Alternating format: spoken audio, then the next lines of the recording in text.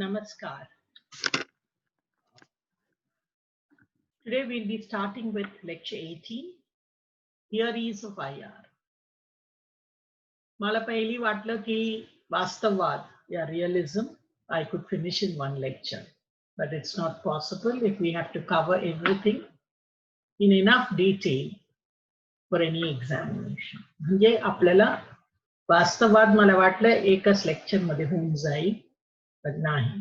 आता मी बघते की कशी कशी तर ती 3 मध्ये करण्याची प्रयत्न करते. आपल्याला एवढं आवश्यकता आहे की आपण वास्तववाद या कुठली सिद्धांत बद्दल विचार करताना पूर्णपणे आपण ते आतापर्यंत झाले ते लोकांबद्दल माहिती तरी तुमच्यापर्यंत पोहोचायला पाहिजे. आपलं त्यांनी काय काम केले, त्यांची काय प्रभाव आहे आंतरराष्ट्रीय राजकारणावर. सो हा वास्तववादची दुसऱ्या लेक्चर मध्ये आपण 4 पारंपरिक वास्तववाद विचारवंतांबद्दल आज मी बोलणार. पहिली आहे हॅन्स जे मॉर्गेन्थौ. तुम्ही सगळं ऐकलं असणार. भारतात अतिशय पॉप्युलर नाव आहे आणि तेव्हा मी विद्यार्थी होते, त्यांची पुस्तक वाचणं अतिशय महत्वाचे होते. दुसरं रेनॉल्ड निबूर. मी JNU ला तेव्हा आले.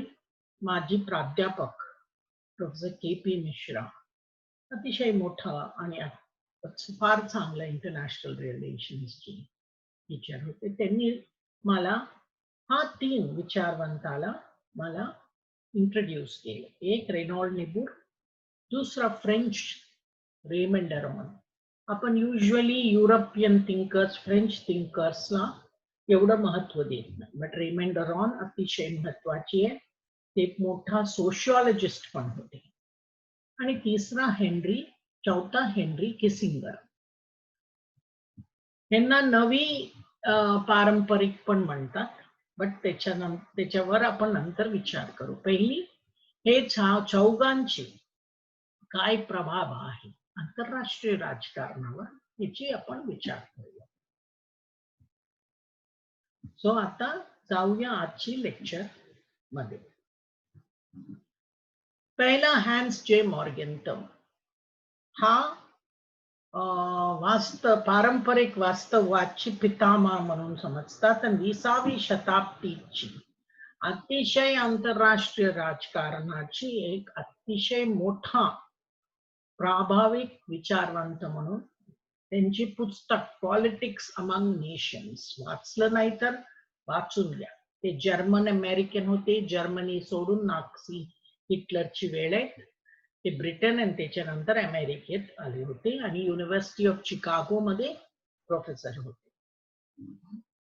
आता हा अतिशय महत्वाचे का विचारवंत. हॅन्स मॉर्गेन्थौनी तुम्ही पाहिलं तर अमूल्य ग्रह बदल केले आंतरराष्ट्रीय राजकारणाचे सिद्धांत.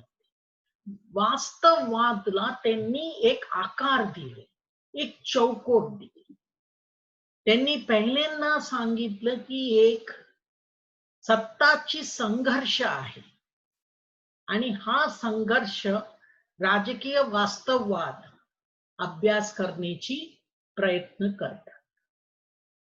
आणि त्यांनी म्हणलं मॉर्गेन्थौ वैज्ञानिक माणूस आणि सत्ताची राजकारणामध्ये तुम्ही पाहिलं पाहिजे की विज्ञान आणि तंत्रज्ञान हा राजकीय आणि सामाजिक समस्यांना काही सोल्युशन देत नाही. सो राजकीय वास्तववाद ची काय विचार आहे की राजकारण आणि समाजमध्ये काही मानवी स्वभावाची कायदा आहे, हे वास्तुनिष्ठ कायदा आहे आणि हा कायदाची आपण काहीतरी हा कायदा खरा आहे मानवी स्वभाव बद्दल आपण विचार करताना. सो त्यांनी पारंपरिक वास्तववाद सिद्धांतला मानवी स्वभावावर अतिशय मोठा त्यांनी त्याची मूलभूत आहे. That is human behaviour or political behavior is rooted in human nature.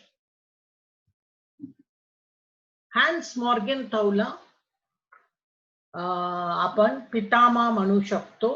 या संस्थात्मक पण वास्तवात शाळेला 20वी शताब्दीमध्ये आपण आणि त्यांनी मोठं राजकारणात सत्ताचे अभ्यास आणले. म्हणजे सत्ता हा एक मोठा कॉन्सेप्ट आहे आंतरराष्ट्रीय राजकारणामध्ये. त्यांनी पुढे आणले. हॅन्स मॉर्गेनथौला तुम्ही पाहिलं तर त्यांनी आंतरराष्ट्रीय राजकारणाला 2 गोष्टी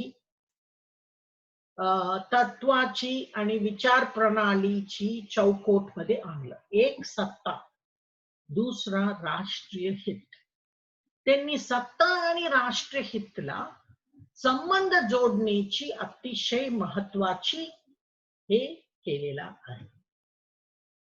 आता त्यांनी दुसरा लेख पण लिहिलेला आहे. तुम्ही पाहिलं तर मॉर्गेनथौची बौद्धिक विचार फार त्यांनी आंतरराष्ट्रीय राजकारणामध्ये आणि अमेरिकेची परराष्ट्र धोरणा बद्दल पण त्यांनी भरपूर पुस्तक लिहिलेलं आहे.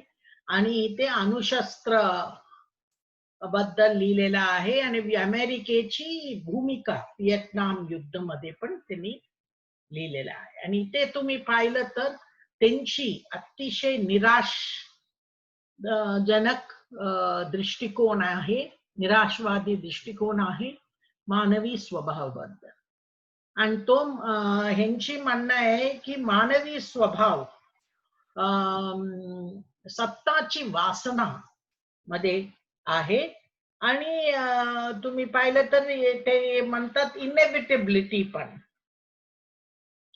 इनएव्हिटेबिलिटी ऑफ सत्ता, पॉवर बद्दल त्यांनी सांगतात. म्हणजे अपहारीता हे आहे. सो मॉर्गेनथौला तुम्ही पाहिलं तर हॅना आरडेंट आपल्याकडे राजकीय विचारवंत आहे. हॅना आरडेंट आणि मॉर्गेनथौ अतिशय सारखे होते. इस्रायल राज्याची पूर्णपणे त्यांनी पाठिंबा दिले आणि दरवर्षी ते इस्रायलला पण जाऊन यायचं. आणि नुसतं ते नाही, भूगोलिक राजकारणावर मध्ये पण मॉर्गेनथौचे अतिशय हे त्यांची इंटरेस्ट होते. आणि त्यांनी साखरोव आणि सोल्जिनित्सिन 2 मोठा विचारवंत रशियाची, त्यांच्याबद्दल पण भरपूर लेख लिहिलेला आहे. मॉर्गेनथौ तुम्ही पाहिलं तर केनेडी शासनमध्ये ते कन्सल्टंट होते, सल्लागार होते. आणि तुम्ही पाहिलं तर त्यांची राजकारणामध्ये त्यांनी रूझवेल्ट आणि त्याच्यानंतर केनेडीला प्रचंड पाठिंबा दिले होते. जॉन्सन ऍडमिनिस्ट्रेशननी त्यांना 1965 ला काढून टाकले. सो त्यांना तुम्ही पाहिलं तर त्यांचे व्यक्तिगत जीवनात ते अतिशय राजकारणामध्ये पण त्यांनी भरपूर सल्लागार आणि ऐशीची कामं केलेलं आहे. आता आपण त्यांची वास्तववादवर बोलताना हा पुस्तक अतिशय महत्वाचे. Politics among nations, the struggle for power and peace. म्हणजे संघर्ष, सत्ताची संघर्ष आणि शांती. हे प्रचंड एडिशन्स मध्ये आलेला. आम्ही तेव्हा विद्यार्थी होते. हे आमची भगवद्गीताच्या सारखं आम्ही त्याला वापरायचं. आता ह्याच्या काळी त्यांनी पहिल्यांदा मी सांगितलं त्यांची महत्व काय. त्यांनी राजकीय वास्तववादला एक आकार आणि एक चौकोट, आणि ते चौकोट मध्ये ते म्हणले वास्तववादला 6 तत्व आहे. ते 6 तत्व काय. पहिला तत्व, राजकारण कुठले रूटेड आहे की परमनंट अँड अनचेंजिंग, म्हणजे मानवी स्वभाव न बदलतच नाही. विच इज बेसिकली स्वकेंद्रित, सेल्फ सेंटर्ड, सेल्फ रिगार्डिंग, स्वसंबंधित आणि स्वहितासाठीच काम करते. दूसरा, politics is an autonomous sphere of action, म्हणजे ऑटोनॉमी ऑफ द पॉलिटिकल, राजकीय विषय पूर्णपणे ऑटोनॉमस असतात. म्हणून त्याला तुम्ही नैतिकता पर्यंत जोडायचं नाही. व्यक्तिगत नैतिकता आणि राज्याची नैतिकतामध्ये संबंधच नाही म्हणतो. दुसरा, तिसरा तुम्ही पाहिलं स्वहित, हा अतिशय महत्वाची ह्युमन कंडिशन, मानवी परिस्थितीला फार मोठं तथ्य आहे. आंतरराष्ट्रीय राजकारण तुम्ही पाहिलं तर राज्याची हितांमध्ये सारखं भांडण असतात आणि गुंतवणुकी असतात, आणि हा हित सारखं एकच नसतात, सारखं बदलत असतात, आणि त्याशी जग बदलत असतात तशी हित पण बदलत असतात. सो राष्ट्र तुम्ही वास्तववाद काय एक डॉक्ट्रिन आहे, ते बदलता राजकीय परिस्थितींना आणि खरी परिस्थितीची ते रिस्पॉन्ड करते. आंतरराष्ट्रीय राजकारणाची नैतिकता काय असतात, राजकीय असतात आणि परिस्थिती कशी आहे त्याच्यावर असतात. त्याला व्यक्तिगत नैतिकताची जोडायचं नाही. आणि ते म्हणतात कुठली नेते त्यांच्या राज्यांची काय सर्वायवल, जगणं आणि सुरक्षा आणि लोकांची कल्याणची जबाबदार आहे.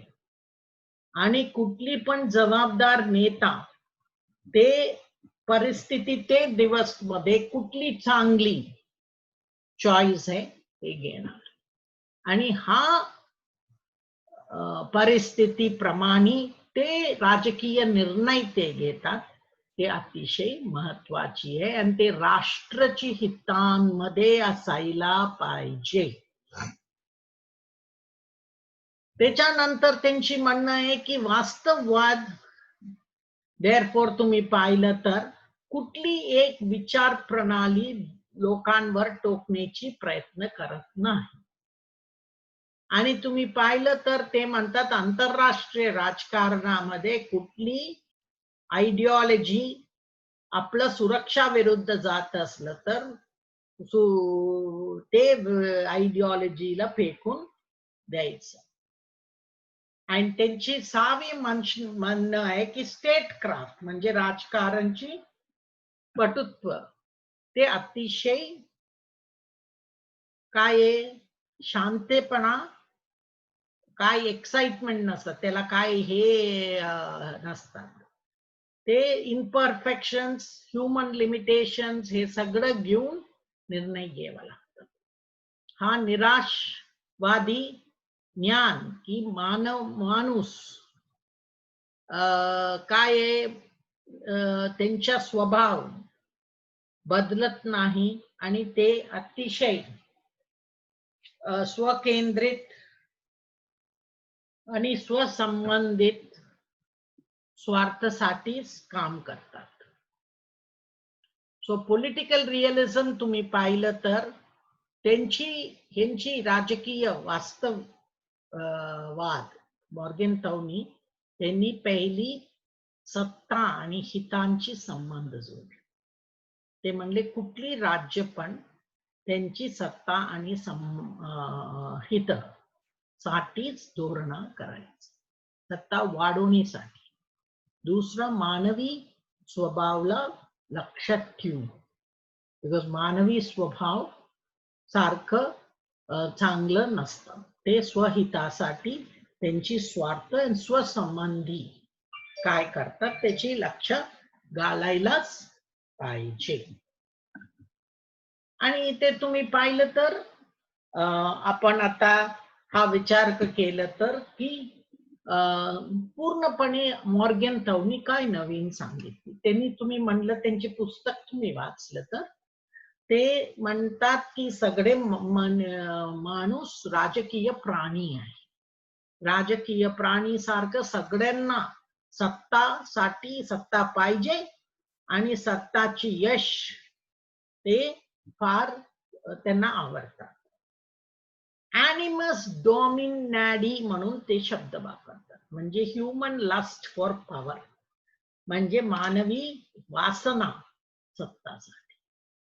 आणि ते म्हणतात हा सत्तासाठी काय आहे, तुम्हाला राजकीय सेक्युअर्ड राजकीय स्पेस पाहिजे, म्हणजे तुमच्या टेरिटरी, म्हणजे ते हे काय हे सगळं.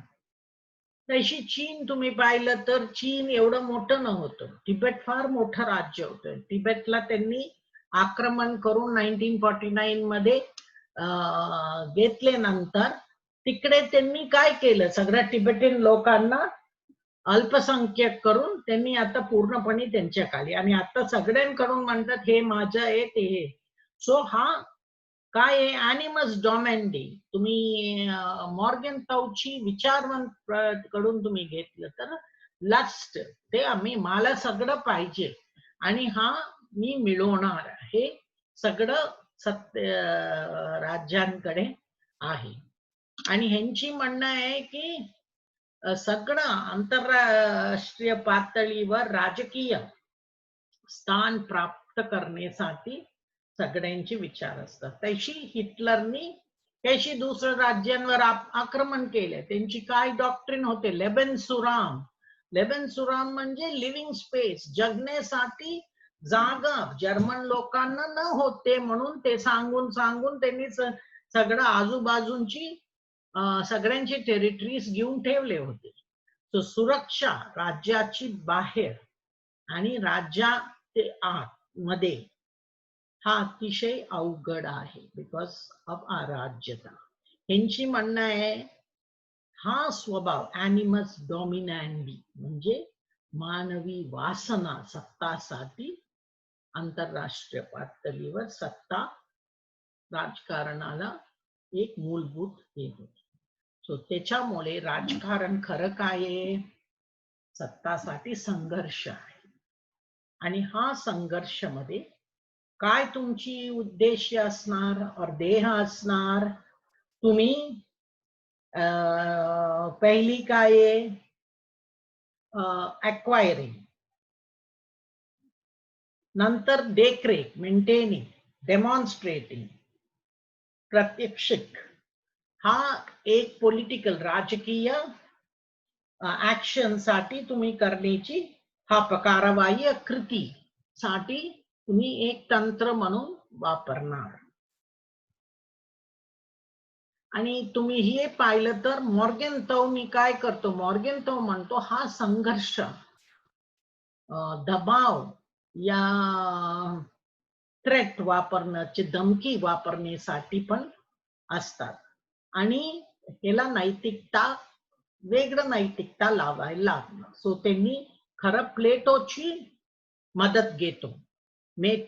प्लेटोनी म्हणले आहे की तुम्ही काय खोटं बोलू शकता काय काय परिस्थितीमध्ये, देश वाचवण्यासाठी खोटं बोलू शकतात. त्याशी चीन खोटं बोलती दरवेळेला. आम्ही मागे गेले 8 किलोमीटर पुढे येऊन 4 किलोमीटर मागे जाऊन म्हणणार आम्ही मागे गेले.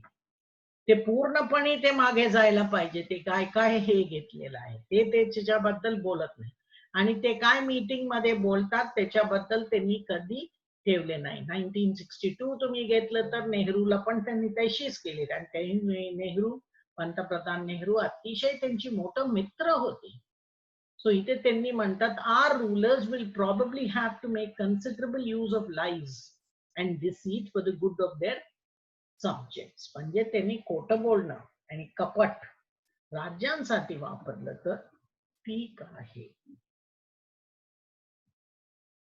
आणि इथे तुम्ही पाहिलं तर आंतरराष्ट्रीय राजकारणामध्ये ते राजकीय तुम्हाला एंड्स म्हणजे देह काय त्याच्यावर आंतरराष्ट्रीय राजकारणावर तुम्ही वास्तववाद म्हणतात की तुमची मीन्स काय आहे. मीन्स म्हणजे सिच्युएशनल एथिक्स, ते परिस्थितीमध्ये तुम्ही काय नैतिकता वापरू शकता.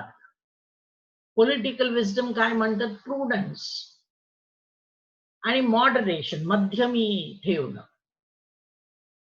आणि तुम्हाला शौर्य कशी आहे, करेज किती आहे, रिझॉल्व म्हणजे दृढता किती आहे, हे सगळं त्यांची म्हणणं आहे की तुमची नैतिकतावर. आणि तुम्ही शेवटी राष्ट्रीय सुरक्षा आणि जगणं, तुमची राष्ट्राची तुम्ही किती जबाबदारीने सुरक्षा करतात ते तुमची यशवर होतं. सो इथे तुम्ही पाहिलं तर ह्याची कॉन्सेप्ट ऑफ म्हणजे स्टेट क्राफ्ट, राजकारणाची पटुत्व काय आहे, की त्यांची तत्व काय, या विचार काय. पहिली तुम्ही पाहिलं तर मानवी स्वभाव बद्दल मॉर्गनथॉनी पहिल्यांदा आंतरराष्ट्रीय राजकारण आणि ते पण सिद्धांत मध्ये आणलं. ते म्हणले हे निराशजनक त्यांची दृष्टिकोन. दुसरं स्वहित. स्वहित मध्ये त्यांनी काय म्हणले, मानवी वासना सत्तासाठी, म्हणजे इंटेन्स बर्निंग डिझायर, बर्निंगला जळण्याची इच्छा आहे, तीव्र जळण्याची इच्छा आहे. आणि हे म्हणतात दुसऱ्या लोकांवर वर्चस्व घेण्याची. आणि हा म्हणतात हा कशावर अवलंबून असतात, राजकीय परिस्थितीवर. राजकीय सत्ताची, राजकारण काय आहे, सत्ता, राजकीय सत्ता काय आहे, आणि राजकीय परिस्थिती काय आहे, आणि राजकीय स्किल्स काय आहे. आणि तुम्ही पाहिलं तर हा स्किल्स तुम्ही इथे पाहिलं तर स्किल्स आणि पॉलिटिकल कॉन्डक्ट. पॉलिटिकल कॉन्डक्ट खाली तुम्ही पाहिलं तर गोल्स आणि मूल्य काय. पॉलिटिकल म्हणजे राजकीय नैतिकता, मानवी सुरक्षा, राष्ट्रीय हित आणि सत्ता संतुलन. आता आपण दुसरं तो तुम्ही पाहिलं तर मॉर्गनथॉनी अतिशय 3 महत्वाची प्रिन्सिपल्स आंतरराष्ट्रीय राजकारणाची विचार प्रणालीमध्ये आणली. पहिली तुम्ही पाहिलं तर मानवी स्वभाव. मानवी स्वभाव अतिशय निराशजनक आहे, आणि त्याच्याबरोबर त्यांनी म्हणले मानवी स्वभाव मध्ये एक अतिशय मूळ स्वभाव आहे, काय आहे त्याच्यात, ॲनिमस डॉमिनंट. ॲनिमस डॉमिनंटी म्हणजे काय, मानवी वासना सत्तासाठी. तुम्ही त्याशी सांगितलं तीव्र जळण्याची इच्छा सत्तासाठी, काय पण करून सत्ता मिळवण्याची, हा त्यांनी म्हणले. आणि दुसरा त्यांनी सत्ताला, राजकारणाला म्हणलं सत्तेची संघर्ष आहे. कुठली तुम्ही राजकारण घ्या, सत्तेची संघर्ष असते. आणि हा सत्तेची संघर्ष हित, स्वहित आणि राष्ट्रीय हितला, सत्ता आणि हिताला जोडण्याची प्रयत्न केलेला आहे. सो पहिल्यांदा आंतरराष्ट्रीय राजकारणाची विचार प्रणालीमध्ये वास्तववादसाठी एक चौकट करणारे हॅन्स मॉर्गनथॉ. आता दुसरं हॅन्स मॉर्गनथॉ अतिशय रेनॉल्ड निबूरमुळे ते त्यांची प्रभाव झाले. रेनॉल्ड निबूर तुम्हाला लक्षात यायचं, ते एक पाद्री होते, रिफॉर्म म्हणजे थिओलॉजियन आपण म्हणतो, ख्रिश्चन पाद्री होते. बट ते आंतरराष्ट्रीय राजकारण बद्दल त्यांनी भरपूर लेख लिहिलेला आहे. त्यांची तुम्ही समज घेतलं तर तुम्ही मिडिवल म्हणजे मध्यमकाली विचारवंत सेंट ऑगस्टीन, सेंट थॉमस ॲक्वाइनस, हे दोघांची परंपरामध्ये ह्यांना तुम्ही ठेवू शकता. त्यांच्या पहिली मुद्दा काय आहे, moral man and immoral society, नैतिक माणूस आणि अनैतिक समाज. आणि तुम्ही निबूरची वास्तववादला ख्रिश्चन वास्तववाद म्हणू शकतो, बिकॉज ते पण ख्रिश्चॅनिटी सारखं, ख्रिश्चॅनिटी मध्ये काय आहे, fall of Adam and eve from Paradise. हा तुम्हाला सोशल कॉन्ट्रॅक्च्युअलिस्ट वाचताना पण हा लक्षात येणार. तुम्हाला पाश्चिमी फिलॉसॉफी मध्ये ख्रिश्चॅनिटीची प्रचंड प्रभाव आहे, आणि हे तुम्हाला लक्षात यायला पाहिजे. हा पुस्तक मध्ये त्यांनी म्हणलं माणूसची इगोइझम आणि प्राईड आणि हिपोक्रेसी हे 3 अतिशय महत्वाचे. त्यांनी तुम्ही पाहिलं तर एक सेरेनिटी प्रेयर म्हणून लिहिले आणि इथे ते म्हणले देव मला एवढं तरी अक्कल द्या, बुद्धी द्या की मला ते गोष्टी मी बदलू शकत नाही ते मला कळू दे, ते मान्य करू दे आणि ते मी बदलू शकते त्याच्यासाठी मला धाडस द्या आणि हे दोघांमध्ये फरक कळण्याची मला ज्ञान द्या. हे मोठं त्यांनीच हा विचार केले. त्यांची म्हणणं आहे की माणूसनी त्यांची क्षमता न्यायासाठी त्याच्यामुळे लोकशाही झाले आणि माणूसची दुसरं वाईट काय आहे अन्यायासाठी पण. तो अन्याय कुठे आपण स्पीक करू शकतो एक लोकशाही मध्येच. आणि त्यांची म्हणणं होते की हो प्रेम आणि हे सगळं आहे बट तरी माणूस वाईट होऊ शकतो, असू शकतो, या अन्याय होऊ शकतात. ह्यांना आपण पहिल्यांदा पब्लिक इंटलेक्च्युअल म्हणलेला आहे, म्हणजे सार्वजनिक बौद्धिक. भारतामध्ये पण असतात बट इथे पण नेबूर अमेरिकेची लीडिंग सार्वजनिक बौद्धिक होते आणि त्यांना प्रेसिडेंट्स मेडल फॉर फ्रीडम पण मिळालं 1964 मध्ये. हे त्यांची राज्याची मोठे नागरिकांसाठी आपण कशी भारतरत्न, पद्मश्री, पद्मभूषण देतो तशी अमेरिकेत देतात. सो तुम्ही पाहिलं तर हे एक पाद्री होते आणि ते नुसतं धर्मावर बोलायचं नाही पण राजकारणावर पण बोलायचं. त्यांची पुस्तक the nature and destiny of man तुम्ही पाहिलं तर अतिशय प्रभावशील पुस्तक आहे. त्यांनी अमेरिकेची परराष्ट्र धोरणावर पण लिहिले द आयरनी ऑफ अमेरिकन हिस्ट्री म्हणून. हा पण अतिशय महत्वाची पुस्तक आहे आणि ते वारले नंतर टाइम मॅगझिन पण त्यांना मोस्ट इन्फ्लुएन्शियल अमेरिकन थिओलॉजियन म्हणजे पाद्री म्हणून त्यांना पण हे केलेल्या 20वी शताब्दीत. आता त्यांची ख्रिश्चन वास्तववाद काय तुम्ही इथे लक्ष घातलं तर त्यांनी पहिल्यांदा आदर्शवाद आणि उदारमतवाद वर टीका केली. त्यांनी म्हणले आदर्शवाद आणि उदारमतवाद अतिशय अयशस्वी झालेला आहे.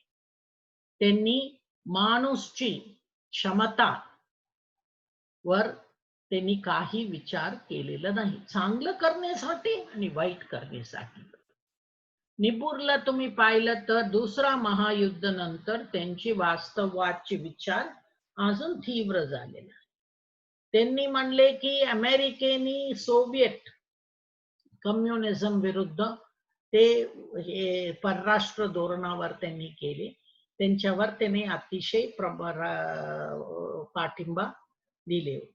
आणि तुम्ही पाहिलं तर आंतरराष्ट्रीय राजकारणामध्ये त्यांनी वास्तववाद सोडून या उदारमतवाद आणि आदर्शवाद सोडून वास्तववादला पाठिंबा दिले. आणि यांची ख्रिश्चन रिअलिझम काली तुम्ही पाहिलं तर त्यांनी दुसरा महायुद्ध मध्ये अमेरिकेची पाठिंबा दिले, ते कम्युनिझम विरुद्धात होते आणि पर न्यूक्लिअर वेपन्स बद्दल पण आणि त्यांचे विकास बद्दल पण त्यांनी फार प्रचंड टीका केलेला होती. निपूर तुम्ही पाहिलं तर त्यांनी जर्मनी आणि जपान आणि हिटलरची पद्धतांबद्दल ते म्हणले ते ख्रिश्चन धर्माविरुद्ध पण गेले होते. सो त्यांना पाठिंबा दिलंच ना होते.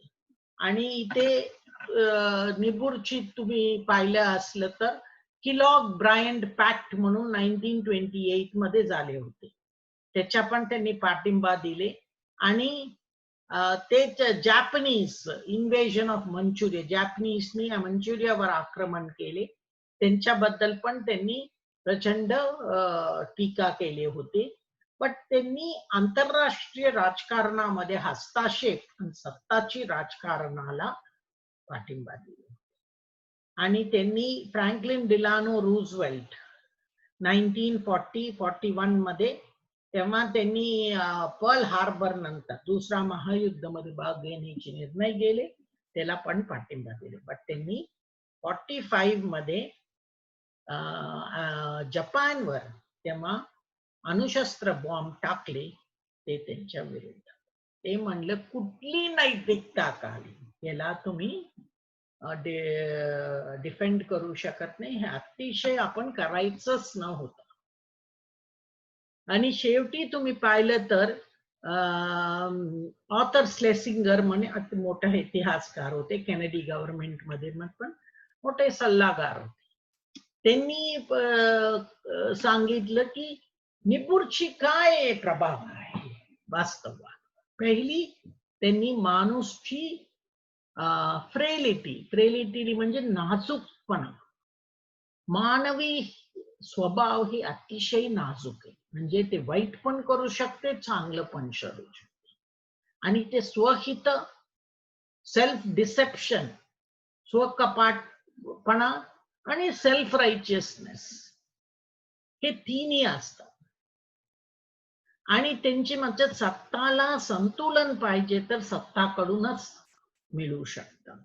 तो ह्यांना तुम्ही पाहिलं तर त्यांनी निबुरला ऑगस्टीन आणि कॅल्विन बरोबर त्यांना ठेवलेला आहे. आणि ते तुम्ही पाहिलं तर त्यांनी आदर्शवाद, उटोपियनिझम, मेसायनिझम म्हणजे धर्माला फार एक्स्ट्रीम मध्ये घेऊन जाऊन हे करणं, हे अतिशय इतिहासमध्ये पाहिलं तर ह्याला अतिशय वाईट परिणाम होऊ शकतात. सो त्यांनी न्याय आणि लोकशाहीसाठी प्रचंड पाठिंबा दिले. आणि तुम्ही पाहिलं तर त्यांनी अमेरिकन्स फॉर डेमोक्रॅटिक ऍक्शन म्हणून एक संस्थांशी पण जोडलेले होते, म्हणजे अमेरिकन्स फॉर लोकशाही हे ऍक्शन साठी ते त्यांच्या बरोबर होते, म्हणजे कृती. ते जोसेफ स्टॅलिन तेव्हा हिटलर बरोबर ट्रीटी सही केले. निबुरला स्टॅलिन आणि ह्यांच्याबद्दल प्रचंड टीका त्यांनी लावले होते. आणि त्यांची ideas George Kennan, Hans Morgenthau ह्यांच्यावर परिणाम झाले, एस्पेशली शीतयुद्ध काळात, on the need to contain communist expansionism. आणि 50s मध्ये तुम्ही पाहिलं तर अमेरिकेमध्ये ते 10 हात लोकांविरुद्ध अतिशय हिंसा झाली आणि त्यांची मानवी हक्क हे झाले, तेव्हा पण निबुरनी सांगितलं की आपण एवढं अतिरेकी करायचं नाही. आणि 1953 मध्ये तुम्ही पाहिलं तर त्यांनी कोण ट्रेटर्स, देशद्रोही असतात, त्यांच्या विरुद्ध काही कारवाई केलं तर त्यांनी पाठिंबा दिले होते देशद्रोहीवर. बट त्यांची महत्व 2 गोष्टींकडून येतात. एक आहे ते वेळी तर कू क्लक्स क्लॅन, तुम्हाला कू क्लक्स क्लॅन माहिती आहे, व्हाईट सुप्रमसी म्हणजे वंशवादची पाठिंबा देणं, अतिशय एक मोठा ग्रुप होता. आणि ते ग्रुप विरुद्ध प्रचंड विरुद्ध केले निबुर म्हणले हे अतिशय वाईट आहे आणि वंशवाद कधी वंशवादला आपण पाठिंबा द्यायचंच नाही. ह्याची त्यांची गोष्ट तुम्ही पाहिलं तर निबुर मार्टिन लुथर किंगला त्यांची जेव्हा चळवळ चालू होते, letter from Birmingham jail, Martin Luther किंगनी स्वतः त्यांना पत्र लिहिले आणि ते पत्राला, तेव्हा ते आजारी होते, ते म्हणले मी स्वतः ते मॉन्टगॉमरी मार्चला यायला तयार आहे, पण माझी तब्येत तेवढं चांगलं नाही. आणि 2 वर्षानंतर निबुरनी किंगची निर्णयावर त्यांनी पूर्ण पाठिंबा दिले व्हिएतनामवर. डॉक्टर किंगनी व्हिएतनाम युद्धाविरुद्ध होते आणि निबूर पण त्याच्या युद्धाविरुद्ध होते. तुम्ही पाहिलं तर ते निबूरची वास्तववाद मध्ये थोडा तरी नैतिकता होते आणि ते नैतिकता बरोबर त्यांनी मानवी स्वभाव बद्दल पण बोलले होते. तो हा दोन मुद्दा घेतलं तर ते अतिशय वास्तववादला एक महत्व लेखक आहे आणि एक सार्वजनिक बुद्धिमत्त विचारवंत आहे. आणि आता तिसरा आपण गेलं तर युजली आपण आंतरराष्ट्रीय राजकारणामध्ये अमेरिकन विचारवंतांकडेच लक्ष घालतो. ते विचारवंत युरोप कॉन्टिनेंट मध्ये होते, त्यांच्याकडे आपण एवढं लक्ष घालत नाही. त्याच्यात एक रेमंड ॲरॉन आहे. रेमंड ॲरॉन तुम्ही पाहिलं तर एक मोठा फ्रेंच तत्वज्ञानी होते, सोशियोलॉजिस्ट होते, राजनैतिक विचारवंत होते आणि लेखक पण होते. आणि त्यांच्याकडे तुम्ही पाहिलं तर 20वी शताब्दीमध्ये अतिशय मोठा वास्तववादी विचार वर त्यांची मोठा प्रभाव आहे. तुम्ही ते पाहिलं तर ते फ्रेंच बुद्धिमत्तेमध्ये मोठा होते. सात्र त्यांचे मित्र होते आणि मायकल फुको इथे पाहिलं तर त्यांच्या मोठा पुस्तक तुम्ही पाहिलं तर ओपियम आफू विचारवंतांची ऑफू आहे. हा पुस्तक प्रचंड पॉप्युलर झालेला आहे. त्यांचं म्हणणं आहे की कार्ल मार्क्स काय म्हणतो, धर्म माणसांची आफू आहे. तशीच ॲरॉननी ते उलट करून म्हणतात, फ्रान्स आणि आंतरराष्ट्रीय सगळं युगमध्ये मार्क्सिझम विचारवंतांची या बुद्धिमानांची आफू आहे. बिकॉज लोक तेव्हा तेच वास्तव भांडवलशाही आणि लोकशाहीची एवढं टीका करण्याची तयार आहे. ते त्यांनी मार्क्सवादीची हिंसा, अट्रॉसिटीज और इंटॉलरन्स वर बोलायला त्यांना हे नसतात.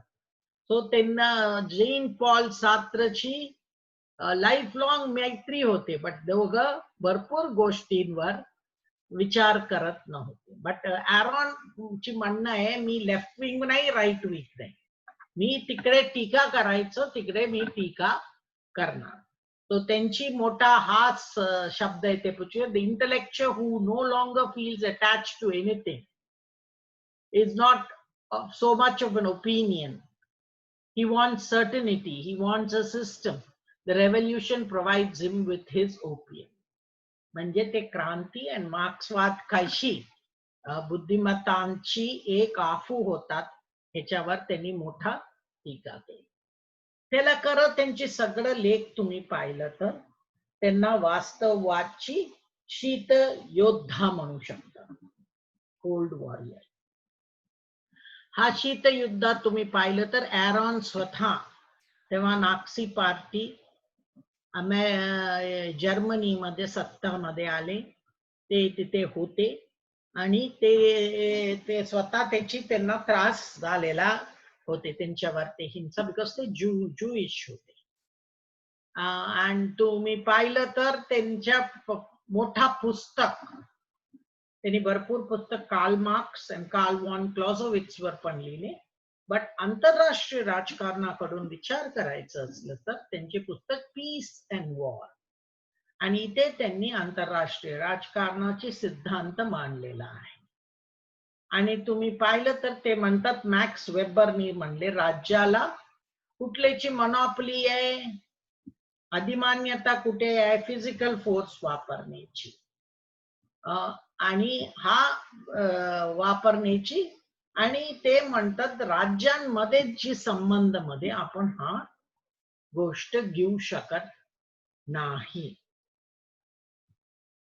Peace and war it theory of IR काय आहे, ते म्हणतात शांती हा राहणं आणि शांतीपूर्वक धोरणा ठेवणं हा मतिशय आहे. बट आंतरराष्ट्रीय राजकारणामध्ये हा खरी नाही. आंतरराष्ट्रीय राजकारणामध्ये एकतर्फी तुम्ही कुठली विचार करू शकत नाही. आणि एकतर्फी प्रणालीकडे तुम्ही पाहिलं तर सगळं राज्यांमध्ये एकच न्यायाची आणि धोरणाची संकल्पना असतात भरपूर महासत्तांकडे. बट तशीच बहुप्रणाली राजवट पण आहे आणि त्याच्यामध्ये तुम्ही पाहिलं तर ते वेगळं तत्व आणि त्यांची कॉन्ट्ररी व्हॅल्यूज. आता तुम्ही घ्या, चीननी एक मान केले होते की आशिया खंडाची राज्य सगळ्यांना मानवी हक्कांना वेगळं समज आहे, ते युनिव्हर्सल ह्युमन राईट्सला काय आहे तेच आम्हाला नाहीये. बट भारत हा मान्य करत नाही. बट चीननी ऐशी एक दृष्टिकोन पुढे ठेवले, त्याच्यावरच ते त्यांची म्हणणं आहे. आणि इथे पाहिलं तर त्यांनी इतिहासची तत्वज्ञानवर पण विचार केले, फिलॉसॉफी ऑफ हिस्ट्री.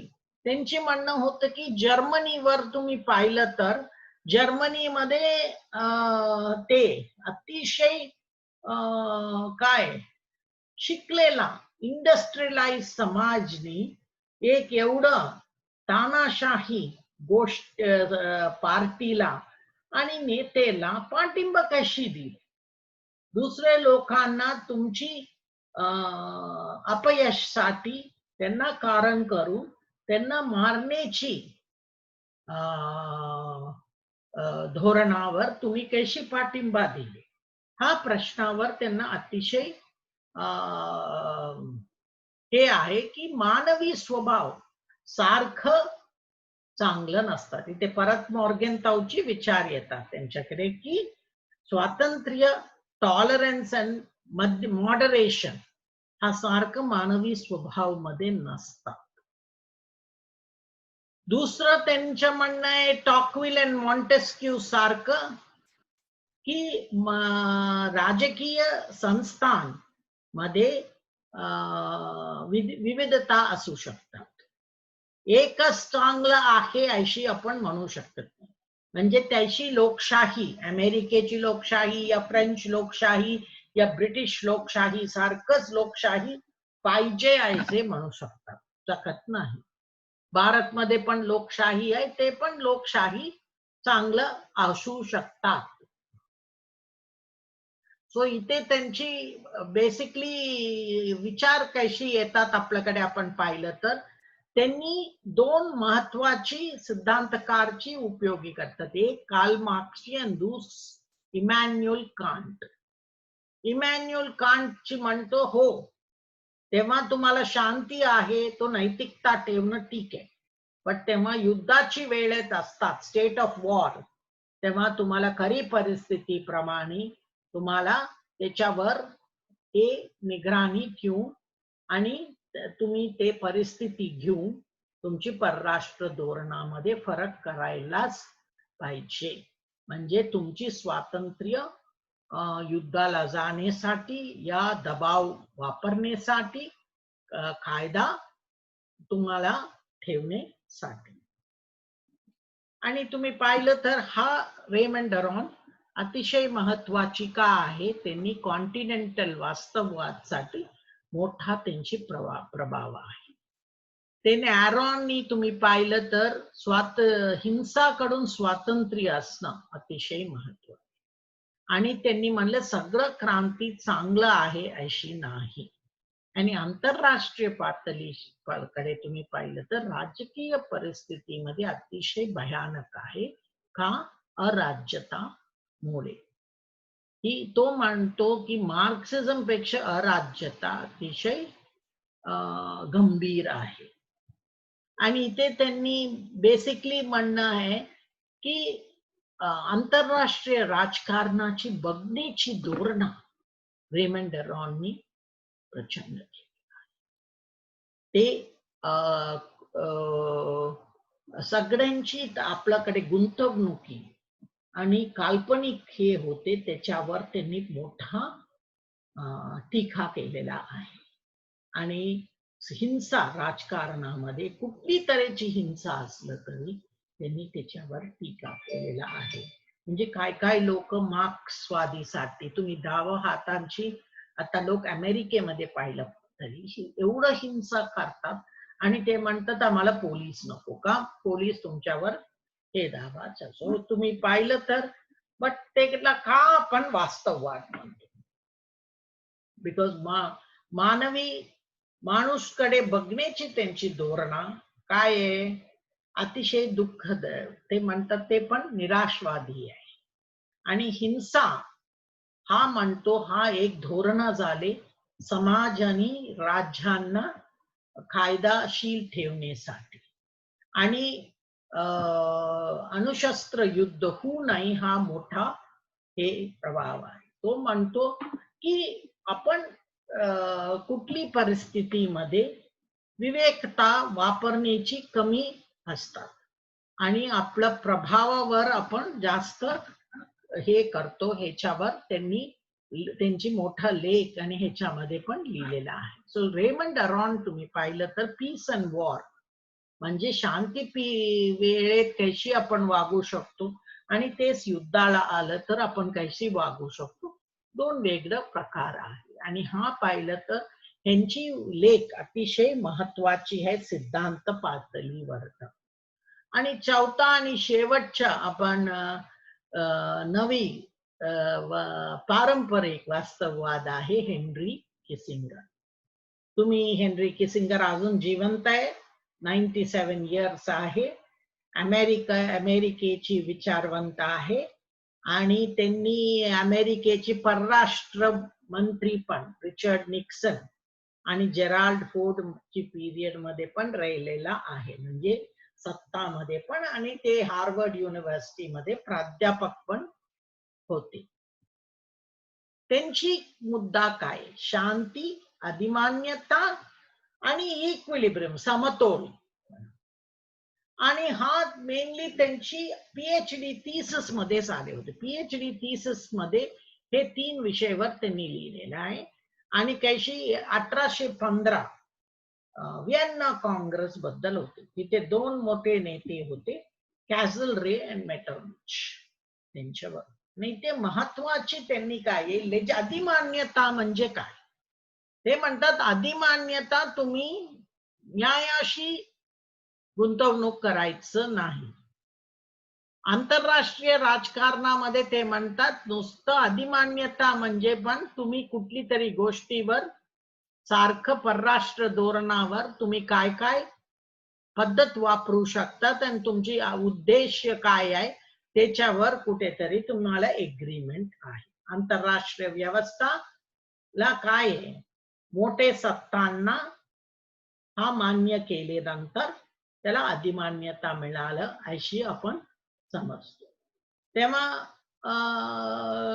एक जास्त त्यांनी मानलेला नाही ते राज्यांना आपण क्रांतिकारी म्हणतो आणि इव्हन त्यांना गंभीर डेंजरस म्हणून पण सांगू शकतो. सो त्यांनी 1815 विएन्ना काँग्रेस बद्दल त्यांचा अभ्यास होता आणि त्याच्यावरनं त्यांनी आंतरराष्ट्रीय राजकारणामध्ये वास्तववादची हे त्यांनी केले. तुम्हाला माहिती आहे काँग्रेस ऑफ विएन्ना आणि concert of Europe, Britain, France, Austria, Prussia आणि रशिया, ते 5 राज्यांची हे संग्रह होते. म्हणजे त्यांची सत्ता संतुलन होते. आणि हा सत्ता संतुलन कशी त्यांनी ठेवलेल्या होते आणि त्याला अधिमान्यता कशी त्यांना भेटली त्यांच्यावर त्यांनी प्रचंड विचार केलेला आहे. आणि हा समतोल त्यांना आंतरराष्ट्रीय अराज्यतामुळे अतिशय महत्वाची आहे. आणि तुम्ही किसिंगर कडे पाहिलं तर किसिंगर सगळं विषयावर अजून लिहितो. कोविड-19 वर त्यांनी म्हणलं हा मोठा उदारमत आंतरराष्ट्रीय व्यवस्थाला मोठा धोका आहे. आणि ते म्हणले ते व्हायरसला कुठलं सीमाची समज नसतात, ते कुठे पण ते जाऊ शकतो. आंतरराष्ट्रीय सहकार्यामुळेच होऊ शकतात त्याची अंत. नाहीतर होऊ शकणार नाही. दुसरा तुम्ही पाहिलं तर त्यांनी कम्प्युटर्स आणि न्यूक्लिअर वेपन्स पण, आता कम्प्युटर्स आणि अणुशस्त्र 1919 मध्ये त्यांनी आर्टिफिशियल इंटेलिजन्स, चित्रात्मक बुद्धिमत्तावर त्यांनी बोलले. त्यांनी बेसिकली काय म्हणले, adversaries ignorance of artificial intelligence develop configurations will become a strategic advantage. म्हणजे चीन, अमेरिका आणि रशिया ते कोण कोण ह्याच्यामध्ये पुढे कार्य, ते सगळ्यांनी ते एकमेकांची शत्रू होऊ शकतात.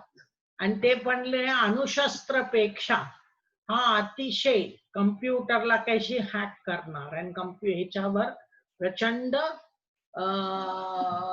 चेस गेम सारखं बुद्धिमत हे चेस गेम सारखं त्यांनी सांगितलं हा मोठा होईल. म्हणजे कम्प्युटरची ज्ञान आणि अणुशस्त्राची ज्ञान मध्ये एकमेकांना शत्रू बनू शकतात आणि इथून आपण कोण नियंत्रण ठेवू शकतात हे दोघांमध्ये अतिशय महत्वाची आहे.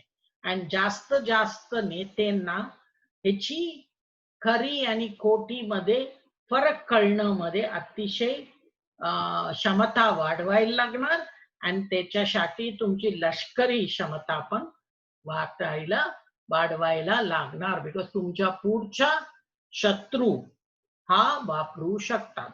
That is artificial intelligence. So आपण पाहिलं तर हिसिंगर आणि मॉर्गेनथॉला आपण नवी